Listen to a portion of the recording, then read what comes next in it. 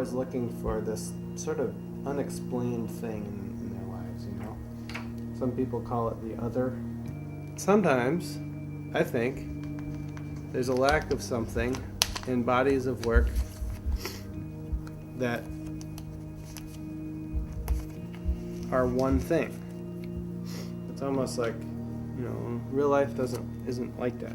We do a bunch of stuff all day, and we think a lot of different thoughts every minute. So this show is sort of about that. It's sort of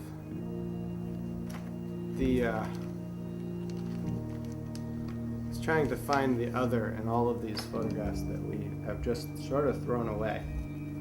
This idea where difference and sequence actually add up to a greater whole.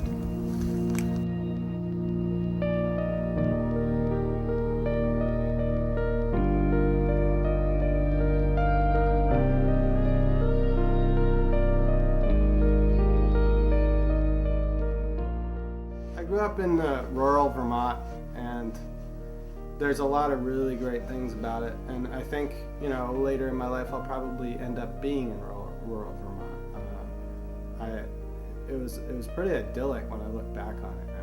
I mean, I had a lot of opportunity. The school was small enough to really afford a really good education. My parents are kind of ex-hippie, you know, back to the landers. We had a quasi-family farm. We were the largest field-grown pansy wholesaler in the state for a while. When my parents split up, my father moved to Martha's Vineyard, and I followed him. And that was a really great experience. I suddenly had just a massive amount of friends that I didn't know I could have. It was a really tight community on the island, and I lived there for 3 years. And actually that's where I first started doing photography. Artists struggle to kind of quantify their internal push to do any art, let alone photography. Photography is so wishy-washy because everybody does it. So when you're a photographer, when you sort of call yourself a photographer, it's almost like saying, I'm a professional person who walks down the street, you know?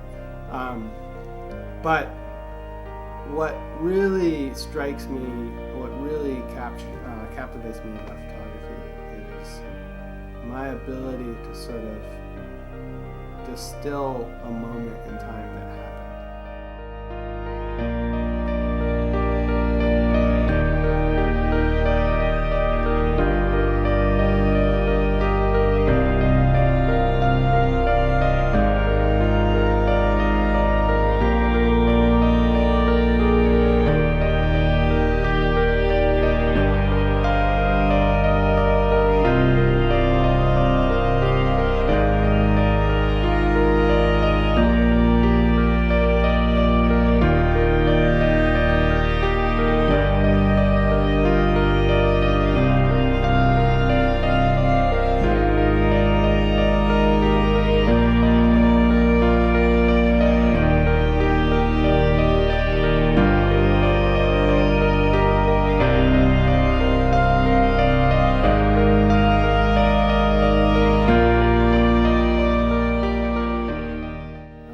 Idea of communicating what I know from the art world that I've lived in, and actually giving people what they need.